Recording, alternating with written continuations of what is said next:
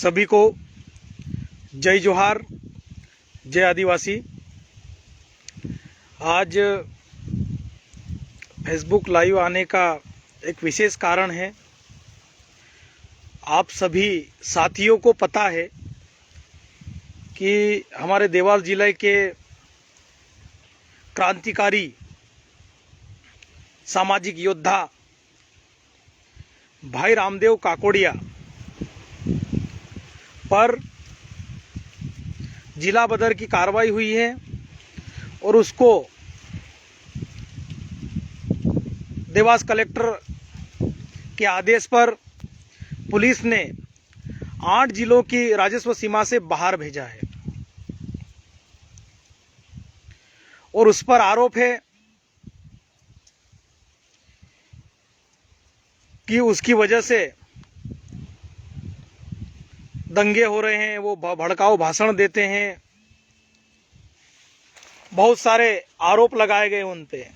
उन्होंने शांति भंग की है, बहुत सारी चीजें,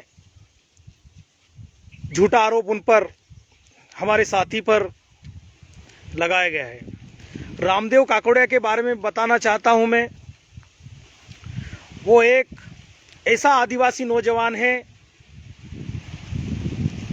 उससे कई बार मिला हूं मैं, उसके विचार सुने हैं, उसका दर्द हमने समझा है कि जब भी आदिवासी क्षेत्रों में आदिवासियों के ऊपर, दलित पिछड़ों के ऊपर अगर कोई अन्याय अत्याचार होता है तो रामदेव काकोड़िया हर वक्त उनके साथ खड़े होते हैं। आज देवास के माननीय कलेक्टर महोदय द्वारा जिस प्रकार से उन पर कार्रवाई की गई, उन पर आरोप लगाए गए, जो आरोप लगाए गए हैं वो उनके व्यक्तिगत नहीं है। समाज के लिए उन्होंने आंदोलन किया, समाज की आवाज उठाने वो गए। नेमावर की घटना है, उसमें सीहोर जिलों की घटनाओं का जिक्र है। नेमावर की घटना पूरा देश जानता है, पूरा प्रदेश जानता है। और अगर ऐसी जगह सामाजिक लोग नहीं जाएंगे तो फिर कौन जाएंगे। और मैं माननीय एसपी साहब, देवास जिले के माननीय एसपी साहब, देवास जिले के माननीय कलेक्टर साहब को कहना चाहता हूं कि आप किसी के दबाव में एक तरफा कार्रवाई न करें। जिस प्रकार से रामदेव भाई पर कार्रवाई की गई है,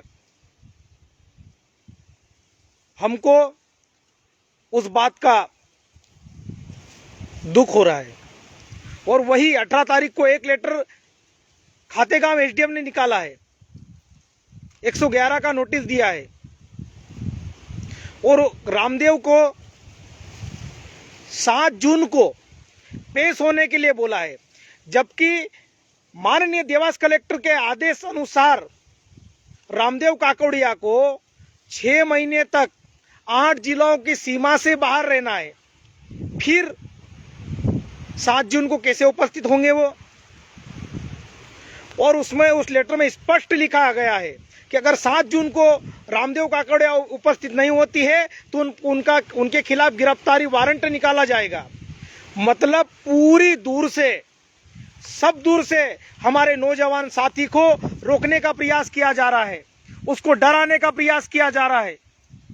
लेकिन मैं भाई रामदेव काकोड़िया जैसे सभी नौजवान युवा साथियों को कहना चाहता हूं, रामदेव काकोड़िया की अभी कुछ महीने पहले शादी हुई है, उनके पिताजी नहीं है, घर की पूरी जिम्मेदारी उनके सर के ऊपर है। उसके साथ ही घर परिवार को साथ में लेकर एक क्रांतिकारी योद्धा नौजवान साथी अपने परिवार के साथ साथ समाज के हक अधिकारों के लिए लड़ता है। आज उसका वीडियो देखकर मन बहुत विचलित हुआ। मां के चरण छू रहा था और उसके आंसू निकल रहे थे।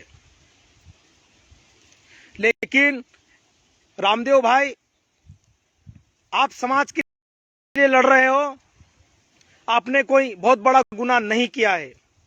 हाँ, ये शासन प्रशासन की निगाह में जरूर गुनाह हो सकता है, लेकिन समाज आपको जानता है। हमेशा आप समाज की लड़ाई लड़ते हो, हमेशा दबे कुचले लोगों की आप आवाज उठाते हो, और इसी के बदले शासन प्रशासन और जनप्रतिनिधि नहीं चाहते हैं कि रामदेव काकोड़े जैसे युवा समाज के दबे कुचले लोगों के साथ खड़े हो जाए। किस प्रकार से देवास जिले में हो रहा है, यह हमको अब पता चल रहा है। रामदेव काकोड़िया को और भीम आर्मी के साथियों को पहले तथाकथित संगठन से जुड़े हुए लोगों द्वारा थाने में उनको पीटा जाता है, मारा जाता है, और उसमें वो बोल रहे हैं कि इन्वॉल्व थाने के लोग भी हैं। उसके बावजूद उन पर कोई कार्रवाई नहीं होती है। कार्रवाई उन पर होती है जो बेवजह जिसको जेल में डाला गया, जिसको बेवजह पुलिस थाने में मारा गया, और आखिर में वहां से भी उनको तसल्ली नहीं मिली तो उन्होंने जिला बदर कर दिया। उसके बाद 111 का नोटिस दे दिया। मेरे युवा साथियों, मैं आप सबको कहना चाहता हूं कि रामदेव काकोड़े जैसे लोग बहुत कम घर से निकलते हैं और अपने समाज के, अपनी जान की परवाह किए बगैर, अपने परिवार की चिंता किए बगैर लोगों के दुख दर्द में शामिल होने वाले लोग बहुत कम होते हैं। और रामदेव काकोड़िया भाई जैसे लोगों को हमको सपोर्ट करना होगा। यह उसकी व्यक्तिगत लड़ाई नहीं थी, यह उसका व्यक्तिगत मुद्दा नहीं था। समाज के लिए बंदा खड़ा होता था, समाज के लिए व्यक्ति लड़ता था, और आज उस बालक को, उस लड़के को, 21-22 साल के युवा को अपराधी बना दिया। अरे प्रकरण झूठे कैसे दर्ज होते हैं हमको मालूम है,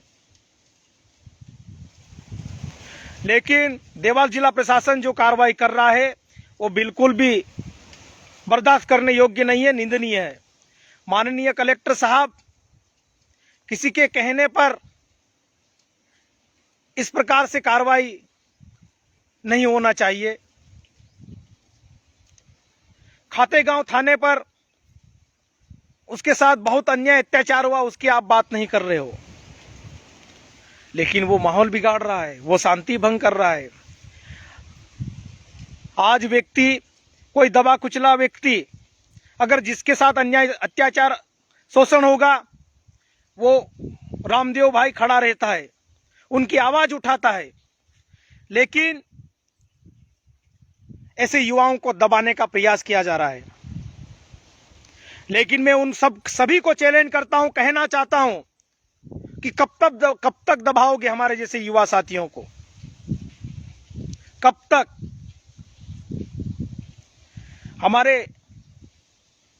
हमें कहावत कहते हैं, मैंने कहीं सुनी है कि बीज को जितना मिट्टी में दबाओगे, जितना नीचे दबाओगे, उतना जोर से वो निकल के बाहर आता है। हम वही बीज हैं। रामदेव भाई को किसी भी प्रकार की चिंता करने की आवश्यकता नहीं है। आप हमेशा संवैधानिक लड़ाई लड़ते रहिए, हम आपके साथ हैं।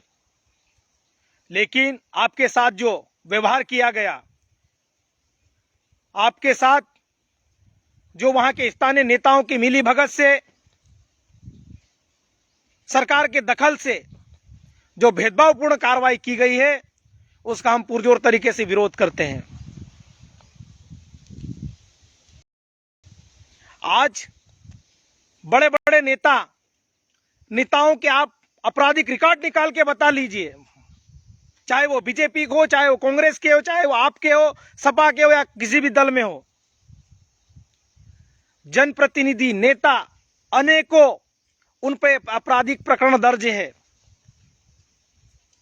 लेकिन उन पर कभी इस प्रकार से कार्रवाई नहीं होती है, क्योंकि शासन प्रशासन की हिम्मत नहीं कि ऐसे लोगों पर वो कार्रवाई कर सके। साथियों, दुख होता है ऐसे युवाओं के साथ भेदभावपूर्ण तरीके से जो कार्रवाई होती है, देखकर, जानकर, सुनकर। लेकिन रामदेव भाई, आपका जो संघर्ष है काबिले तारीफ है। आपके साथ जो हुआ है बहुत दुखद है, लेकिन हम आपके साथ खड़े हैं। और भाई मेरे, मैं तो शुरू से कहते आया हूं, सामाजिक जीवन में संघर्ष चलता रहता है, इसमें विचलित होने की आवश्यकता नहीं। हां, आपके साथ परिवार जुड़ा हुआ है, लेकिन जिन लोगों ने षड्यंत्र पूर्वक आपके ऊपर कार्रवाई करवाई है, उनको भी आने वाले समय में हम लोग मुंहतोड़ जवाब देंगे। भाई मेरे, ना संघर्ष ना तकलीफ तो क्या मजा फिर जीने में। ना संघर्ष ना तकलीफ तो क्या मजा फिर जीने में। बड़े बड़े तूफान थम जाते हैं जब आग लग जाती है सीने में। आप वही काम कर रहे हो, और युवा उम्र है, संघर्ष का समय। हम संघर्ष करेंगे और लड़ेंगे और जीतेंगे। आपके साथ पूरा समाज खड़ा है, और जितने भी समाज के लोग हैं उनसे भी मैं कहना चाहता हूं कि ऐसे क्रांतिकारी युवाओं का सपोर्ट कीजिए, उनका संरक्षण कीजिए, वरना आने वाले समय में स्थिति बहुत भयावह होने वाली है।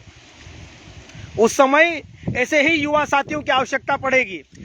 मैं उन जनप्रतिनिधियों को भी कहना चाहता हूं, समाज के सेवा में रहने वाले उन अधिकारी कर्मचारियों को भी कह रहा हूं कि सड़क पर जब उतरने की बारी आएगी तो रामदेव काकोड़े जैसे युवा ही रोड पर उतर कर समाज की लड़ाई लड़ेंगे। वरना बहुत सारे बोल देते हैं कि हमारा दायरा है, हम वहां नहीं जा सकते हैं, हम ये नहीं कर सकते हैं, हम फलाना नहीं कर सकते, हम ठिकाना नहीं कर सकते। लेकिन अगर कोई करता है तो उसको सपोर्ट कीजिए। लेकिन लोग मस्त हैं अपने निजी जीवन में। मैं ज्यादा कुछ नहीं कहना चाहता हूं, मेरा इशारा काफी है। जिनको समझ में आ गया वो समझ लीजिए। आज एक एक करके तोड़ा जा रहा है, सबको षड्यंत्र पूर्वक हटाने की प्लानिंग चल रही है, और उसमें कहीं ना कहीं बहुत सारे लोगों का हाथ है। लेकिन और शासन प्रशासन को भी मैं कहना चाहता हूं, आप अपने विवेक से काम करिए। सरकार के या नेताओं से कहने से काम नहीं चलेगा, क्योंकि सरकारें आती जाती रहती है, नेता भी आते जाते रहते हैं। कोई भी सरकार स्थायी नहीं होती है, कोई भी विधायक स्थायी नहीं है, कोई भी सांसद स्थायी नहीं है, कोई भी मंत्री स्थायी नहीं है, और ये जनता है। और आजकल सभी लोग समझ चुके हैं। इसलिए आज एक गरीब युवा को, नौजवान युवा को, पीड़ित युवा को, जो लोगों के लिए लड़ता है, उसको आप कौन सा मजा आ रहा है? अरे आपकी हिम्मत है टाटा अंबानी को परेशान करके बताओ, बड़े बड़े नेताओं को परेशान करके बताओ। लेकिन आज यह बात सत्य हो गई है कि रामदेव काकोड़िया मामूली व्यक्ति नहीं है, जाबाज व्यक्ति है वो। इसीलिए सारे लोग उसके पीछे लग गए हैं। दमदार व्यक्ति है वो। लेकिन इस प्रकार से एक पक्षीय कार्रवाई नहीं होना चाहिए। शासन प्रशासन नहीं सुनेगा, सरकार नहीं सुनेगी किसी पीड़ित की, तो रामदेव भाई जैसे लोग नहीं खड़े रहेंगे तो कौन आएगा खड़ा होने। इसलिए सभी युवा साथियों, आपसे मैं यही निवेदन करना चाहता हूं कि हमारे ऐसे क्रांतिकारी युवा साथियों के साथ दीजिए, उनके साथ खड़े रहिए, और संवैधानिक तरीके से हम अपनी लड़ाई जारी रखेंगे। रामदेव भाई के साथ जो कानूनी प्रक्रिया चल रही है उसका भी हम संवैधानिक तरीके से कानूनन हम उसका जवाब देंगे। और रामदेव भाई के साथ हम लोग खड़े रहेंगे, उसके सुख दुख में हम उनके साथ रहेंगे। जय जोहार, जय आदिवासी।